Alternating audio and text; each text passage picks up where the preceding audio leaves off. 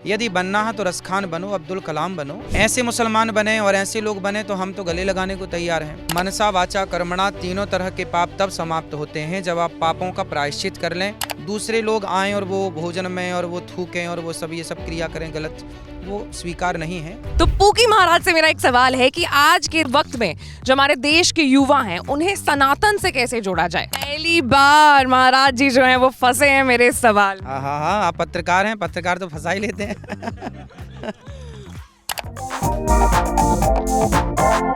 ABP live के धर्म प्रवाह पर अभी हमारे साथ हैं अनिरुद्धाचार्य जी।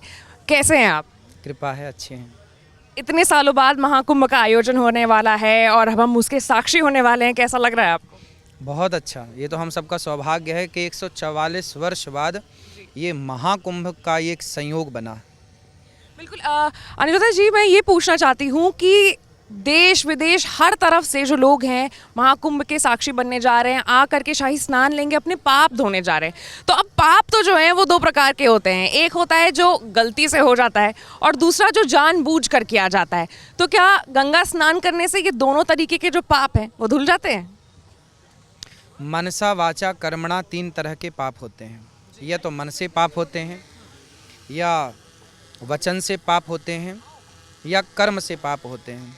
तो मनसा वाचा कर्मणा तीनों तरह के पाप तब समाप्त होते हैं जब आप पापों का प्रायश्चित कर लें और फिर संकल्प लें कि अब से दोबारा पाप नहीं होगा। यदि आप पाप करने के बाद कहते हैं कि अब गलती नहीं होगी, आपने स्वीकार कर लिया, तो निश्चित मानिए कि आपके सारे पाप भगवान क्षमा करते हैं, दोबारा पाप ना हो।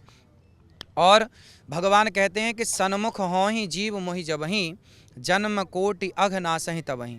जब व्यक्ति भगवान के सन्मुख जाता है तो करोड़ों जन्मों के पाप, चाहे कितना भी बड़ा पापी हो, वह पाप समाप्त हो जाता है।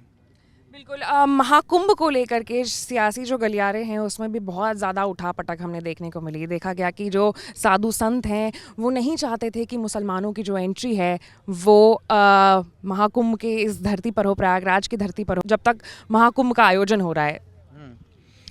तो महाकुंभ का आयोजन में देखिए बात ये हो चुकी है इस पर कि ज़रूरत नहीं है। हम सनातनी बहुत हैं अपने मेला को संभालने के लिए और यहाँ संतों की सेवा के लिए। दूसरे लोग आएं और वो भोजन में और वो थूकें और वो सब ये सब क्रिया करें गलत, वो स्वीकार नहीं है, इसलिए एंट्री बंद है। अपने इंटरव्यूज़ में महाराज जी आपने हमेशा कहा है कि किसी एक इंसान से पूरे कम्युनिटी को जज नहीं करना चाहिए। तो मतलब मैं इस बात का काउंटर इसी चीज़ से करना चाहूँगी कि एक दो चीज़ जो हो चुके हैं, इक्के दुक्के जो उदाहरण हुए हैं, उससे हमें पूरे समाज को मतलब ऐसे जज नहीं करना चाहिए। कुछ लोग अच्छे भी तो होते हैं, और आखिरकार इस समुदाय से इतनी नफरत क्यों? नहीं, नफरत नहीं है। APJ अब्दुल कलाम से हम लोग बहुत प्रेम करते हैं। रसखान से बहुत प्रेम करते हैं। हम तो रसखान की कथाएं सुनाते हैं। यदि बनना है तो रसखान बनो, अब्दुल कलाम बनो, है ना। और ऐसे मुसलमान बने और ऐसे लोग बने तो हम तो गले लगाने को तैयार हैं। पर आप छल करेंगे तो कैसे स्वीकार है? किस प्रकार का छल? किस छल की? खाने में थूक देना ये छल नहीं है? और इससे ज़्यादा और क्या चाहिए आपको? थूक वाला खाना, इससे और क्या ज़्यादा चाहिए? प्रसाद में भी तो मिलावट की बात हो रही थी, फिर वो किसकी गलती है? वो भी तो छल है। किसकी गलती है? तो छल क्या हमारे अपने लोग नहीं कर सकते? जो छल करे वो सब गलत है। चाहे इसलिए भगवान कहते हैं मोहि कपट छल छिद्र न भावा। मुझे छल करने वाले बिल्कुल पसंद नहीं, चाहे कोई हो, आप हों, हम हों, या कोई तीसरा हो, कोई नहीं। बिल्कुल। दावा ये भी किया जा रहा था कि ये जो धरती जिस पे अभी हम इस वक्त खड़े हैं वो वक्फ बोर्ड की संपत्ति है।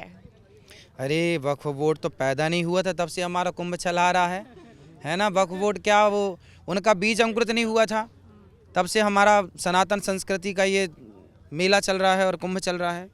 तो कह देने से क्या होगा? कह दीजिए आप कि आप प्रधानमंत्री हैं, तो कह देने से क्या हो गया? ऐसे तो कुत्ते बहुत भौंकते रहेंगे। इस वक्त यूपी की धरती पर हम खड़े हैं और यूपी में एक जगह है संबल, जो कि पिछले कुछ दिनों से काफ़ी ज़्यादा चर्चे में है। काफ़ी सारी जो चीज़ें हैं निकल करके सामने आ रही है। शुरुआत जो विवाद हुआ था वो एक मस्जिद से हुआ था, और अब संबल एक ऐसा क्या कह सकते हैं एपिसेंटर बन गया है जहाँ पे सनातन धर्म के बहुत सारे पुराने जो मॉन्यूमेंट्स थे वो दब करके बाहर निकल रहे हैं। हाँ, निकलने चाहिए। जहाँ जहाँ भगवान के मंदिर निकल रहे हैं, प्राचीन चीज़ें निकल रही हैं, उन्हें तो निकलना ही चाहिए और उनका पुनः निर्माण हो के मंदिर का प्रतिष्ठा होनी चाहिए। बिल्कुल। महाराज जी, एक चीज़ जो है यहाँ के जितने भी लोग हैं मुझे लगता है मेरे से सहमत वो रहेंगे, जब भी कोई बड़ा इवेंट होता है, जब भी कोई महापर्व आता है, तब जो साफ सफाई है किसी भी शहर में इतनी चाक चौबंद तरीके से की जाती है। प्रयागराज को ही अभी हम देख लें तो कितना चमका दिया गया है प्रयागराज को। लेकिन वहीं जब ये ख़त्म हो जाएगा, महाकुंभ का आयोजन समाप्त हो जाएगा, उसके बाद यही नदी रहेगी। दिल्ली में यमुना को देख लीजिए, इतनी ज़्यादा वो प्रदूषित है। क्या बाकी समय पर सरकार को इस बात का ख्याल नहीं रखना चाहिए? बिल्कुल रखना चाहिए। नदियों को तो हम लोग माँ कहते हैं, तो माँ को पवित्र ही रखना चाहिए और माँ को दूषित नहीं करना चाहिए। हम सबकी जिम्मेदारियाँ हैं। बड़े बड़े जो नाले मिल रहे हैं ना बड़े बड़े शहरों के, उन नालों को पहले ना वेरीफाई करना चाहिए, उन नालों को पहले शुद्ध करना चाहिए और शुद्ध करके फिर जल छोड़ना चाहिए। यदि हम इस पर ध्यान दे दें तो पूरी नदियाँ साफ़ हो जाएं। कोई नहाने से, साबुन लगाने से नदियाँ गंदी होती हैं ये 1% मान सकते हैं, पर 99% जो नदियाँ गंदी हो रही हैं वो बड़े बड़े नालों की वजह से हो रही हैं। उन नालों को ना बीच में रोक करके और फिर STP इत्यादि प्रोजेक्ट लगा करके और फिर शुद्ध पानी करके वो बहाना चाहिए, तब जाके नदियाँ सुरक्षित होंगी, साफ़ होंगी।